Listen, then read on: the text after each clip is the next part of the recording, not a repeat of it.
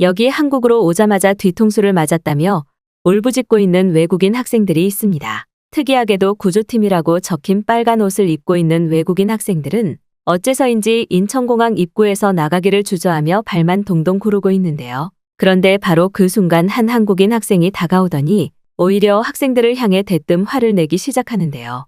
과연 한국을 방문한 외국인 구조팀 학생들에게는 무슨 일이 있었던 것일까요? 안녕하세요. 저는 미국에서 청소년 특수 구조팀으로 활동하고 있는 학생 에드라고 합니다. 어렸을 때부터 소방관인 아버지의 영향을 받아 구조를 전문으로 하는 소방학교에 입학하게 된 저는 그때부터 다른 친구들처럼 공부를 해야 될 시간에 구조에 관한 업무나 지식을 익히며 고등학생이 되자마자 마을의 한 구조센터에 취직하게 되었는데요. 그토록 권하던 청소년 취직 자리였기에 저는 너무나 기뻤지만 이러한 행복은 그다지 오래가지 못했습니다.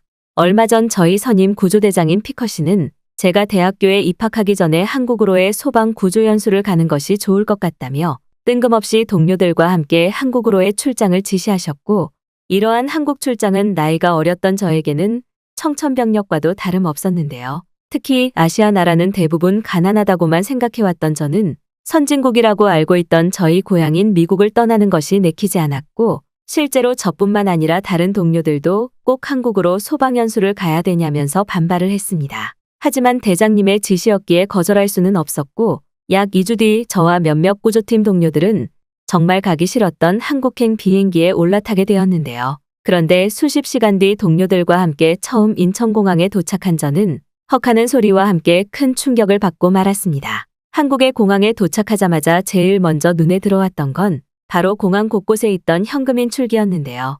미국의 공항에서는 범죄 피해가 너무 심각해서 청소년인 저조차도 혼자 다니는 것은 힘들고 가족들이 함께 있어도 돈을 뺏기는 경우가 많아서 환전소를 제외하고는 현금 인출기를 찾아볼 수가 없는데 특이하게도 한국의 공항에는 1m 거리마다 인출기가 있는 것 같은 느낌이 들었습니다. 저뿐만 아니라 다른 동료들도 한국이 후진국 중에서도 위험한 나라 아니었냐면서 당황하는 눈치였고 심지어 몇몇 동료들은 거대한 규모의 인천공항을 보더니 어째서인지 미국보다 한국이 더 잘 사는 나라인 것 같은데라며 깜짝 놀라는 반응을 보이기도 했습니다. 한참 동안 거대한 규모의 쾌적한 공항을 구경하던 저는 곧바로 소방연수 장소로 도착해야 된다는 생각에 휴대폰을 살펴보았고 아니나 다를까 저희가 연수를 받을 소방대의 한국인 직원분께서 기차를 타고 오라는 메시지와 함께 탑승 지도를 보내놓으셨더군요. 그런데 한국에서의 놀라움은 여기서 끝나지 않았습니다. 저와 친구들은 당연히 공항에서 택시를 타고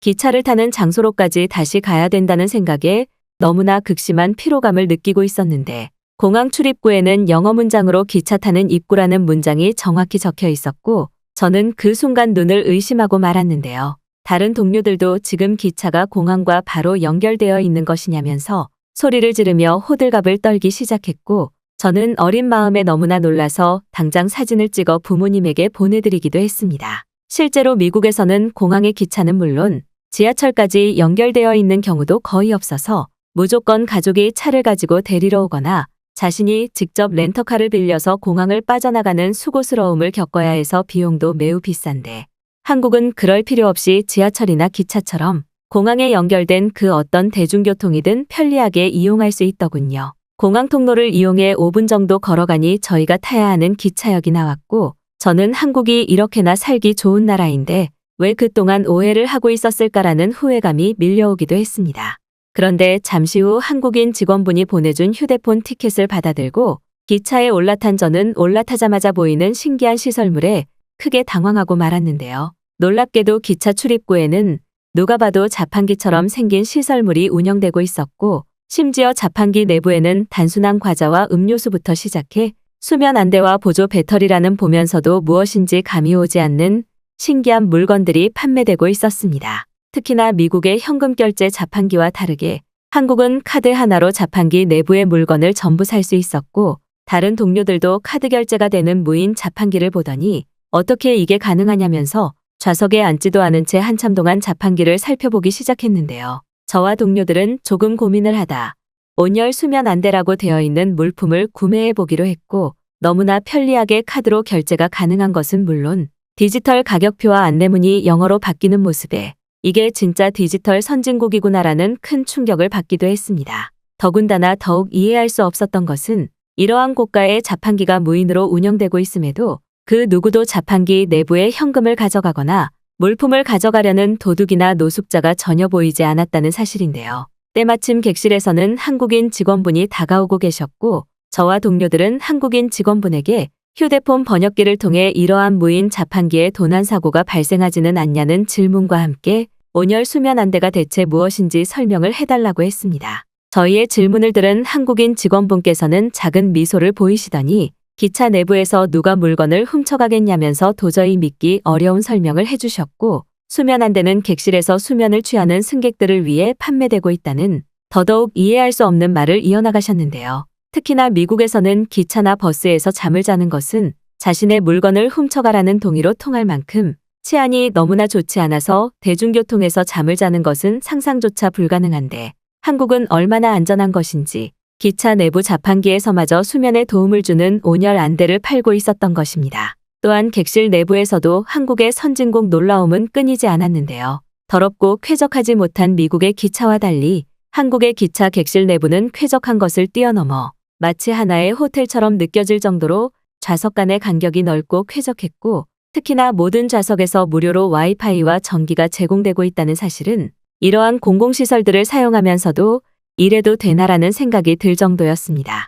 평소 불면증을 알아왔던 저는 수면 안대는 물론 미국에 있을 때부터 수면에 도움을 주는 물품들을 다 써봤었기에 한국 기차에서 판매하는 온열 안대가 별 볼 일 없을 것이라고 생각했는데 놀랍게도 온열 수면 안대는 눈에 가져다 대자마자 따뜻한 기운이 느껴지며 엄청난 잠이 쏟아졌는데요. 한국 돈으로 3,000원도 하지 않는 가격이었기에 저는 너무 놀라서 다른 동료에게도 자판기에 수면 안대를 써보라고 했고 다른 동료들 또한 어떻게 이게 3,000원이냐면서 기겁하는 반응을 보였습니다. 미국에서는 천으로 만들어진 수면 안대도 2만 원이 넘는 것이 현실이기에 저는 한국과 미국의 생활편의 기술력 차이가 이렇게나 낮다는 사실에 큰 좌절감을 느꼈고 이내 수면 안대를 착용하고는 금세 잠에 들어버리고 말았는데요. 오랜만에 취하는 불면증 없는 취침에 저는 기차였음에도 너무나 편안하게 휴식을 취할 수 있었고 언제 나의 물품이 도난을 당할까 생각해야 되는 미국의 생활 방식과 너무나 다른 한국의 안전하고도 자유로운 공공시설에 이게 진짜 선진국이지라는 감탄사만 나올 뿐이었습니다. 약 1시간 뒤 기차역에서 내린 저희는 곧바로 짐을 챙겨 연수를 받기로 했던 서울 중심가로 향했는데요. 그런데 동료들과 함께 길을 걷던 중 갑자기 저희 동료 중 한 명이었던 에릭이 으악하는 소리와 함께 자신이 들고 있던 여행 캐리어를 놓치고 말았습니다. 강을 지나가는 다리를 건너고 있었기에 에릭의 캐리어는 곧바로 강물에 전부 젖어버렸고 더군다나 떨어뜨리면서의 충격으로 가방까지 열려 내부의 구급대원복과 평상복이 전부 젖어버리고 말았는데요. 다행히도 근처에 있던 한국인분이 곧바로 캐리어를 잡아주셔서 물에 떠내려가지는 않았지만 에릭은 이제부터 입을 옷이 없는데 도대체 어떻게 해야 되냐며 침울한 표정을 보였습니다. 또한 한국에 익숙하지 않았던 저와 동료들도 에릭의 문제를 어떻게 해결해야 할지 몰라 할 말을 잃은 채로 그렇게 강의 다리에 걸터 앉아 있었는데요. 그런데 바로 그 순간 한 한국인 학생이 다가오더니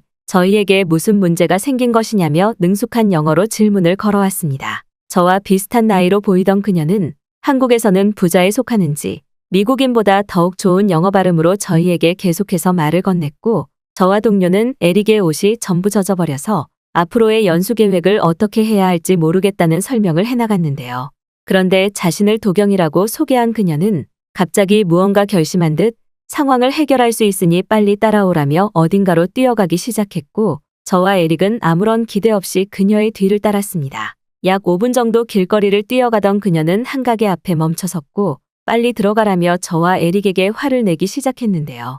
그런데 그 순간 저와 에릭은 눈앞에 펼쳐진 상황에 그만 할 말을 잃고 말았습니다. 그곳에는 딱 봐도 비싸 보이는 수십 대의 세탁기와 건조기들이 돌아가고 있었고 심지어는 그러한 세탁기 옆에서 노트북을 하는 한국인 학생들도 제법 많이 보였기 때문인데요. 일반적인 세탁소가 아닌 것 같은 그곳의 모습에 저는 도경 씨에게 대체 이곳은 뭐 하는 곳이냐며 당황하는 반응을 보였고 도경 씨는 어떻게 코인 세탁소를 모르냐면서 갑자기 웃음을 터뜨렸습니다. 사실 미국에서도 이러한 코인 세탁소가 있기는 하지만 보통은 비싼 세탁기계와 건조기계가 도난당하는 것을 방지하기 위해 경찰서 옆에 설치되어 있거나 중심 도시에만 설치되어 있어 도시에서 조금이라도 멀어진 곳에서 거주하는 사람들은 이용할 수가 없는 불편한 편의시설인데 놀랍게도 한국은 이러한 코인 세탁소가 굉장히 흔한 듯 내부에도 그렇게 사람이 많지는 않았는데요. 심지어 더욱 놀라웠던 것은 코인 세탁소 내부로 들어갔을 때였습니다.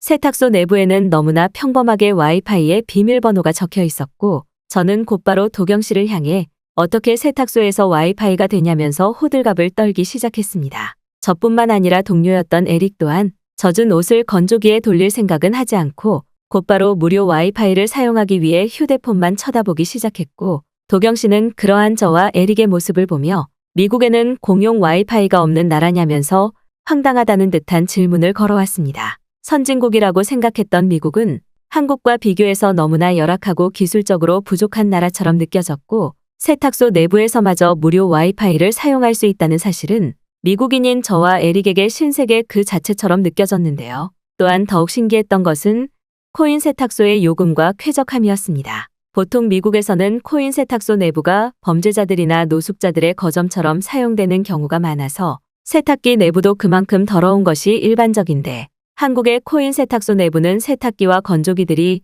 자동으로 세척이 가동되는 깨끗한 시스템과 함께 세탁기의 오염도를 눈으로 확인할 수 있는 디지털 계기판마저 편리하게 외부로 확인할 수 있었는데요.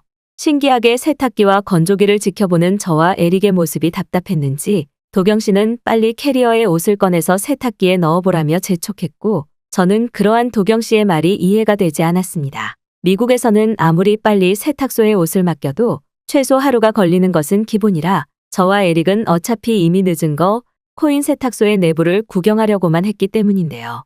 그런데 놀랍게도 도경 씨는 저희 말에 무슨 소리냐며 당황하는 모습을 보이더니 1시간 이내로 세탁부터 건조까지 전부 자동으로 완료가 된다는 믿을 수 없는 말과 함께 기다리는 동안 옆에 있는 카페에서 공용 노트북을 하며 시간을 보내면 된다는 충격적인 말을 이어나갔는데요.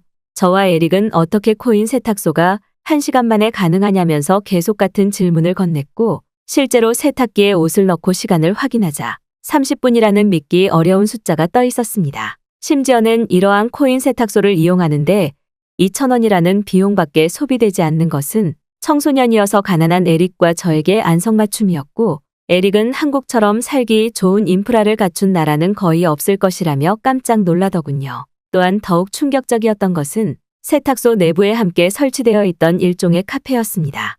모든 과자와 커피가 무료로 제공되는 것은 물론 공용 노트북까지 함께 사용할 수 있었음에도 그곳에 있던 그 어떤 한국인들도 제공되는 공용 물품을 훔쳐가지 않았는데요. 만약 미국이었다면 무료로 제공되던 과자는 물론 노트북은 5분도 되지 않아 전부 사라졌을 것인데 저는 이러한 높은 시민의식을 가진 한국인들의 모습을 믿을 수가 없었고 그동안 미국에서 살아왔던 삶들이 후회되기 시작했습니다. 영상통화로 부모님께 신기하고도 시민의식이 높아 보이는 한국의 코인 세탁소를 보여드리니 저와 똑같이 당황하는 반응을 보이셨고 아버지께서는 한국으로의 이민도 고민해봐야 되겠다면서 진지한 표정으로 세탁소 내부를 관찰하시더군요. 약 1시간 후 에릭에 젖어있던 옷은 깨끗하게 세탁되어 건조까지 완료되었고 코인 세탁소에서 시간을 많이 절약한 덕분인지 늦지 않게 소방연수에도 도착할 수 있었습니다. 다른 동료들 또한 살면서 저런 멀티플렉스 시설처럼 느껴지는 코인 세탁소는 처음이라며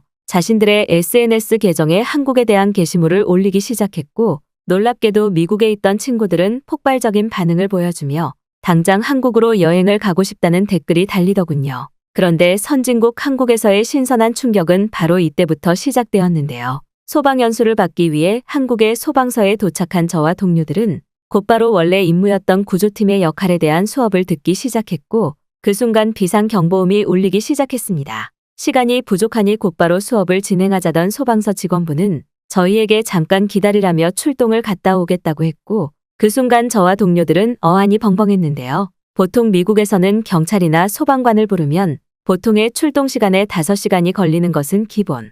출동을 하기도 전부터 비용을 측정하고 출동을 하는 것이 기본인데 어째서인지 한국의 소방서에서는 시민의 위급한 상황이 발생하자마자 출동을 하셨기 때문입니다. 소방서에 남아있던 직원분께서는 지금도 늦은 출동이라며 시민의 안전이 급선무라고 했고 그 순간 저는 모든 것이 돈으로 통하는 미국에서의 공공시설 인프라에 기겁하고 말았는데요.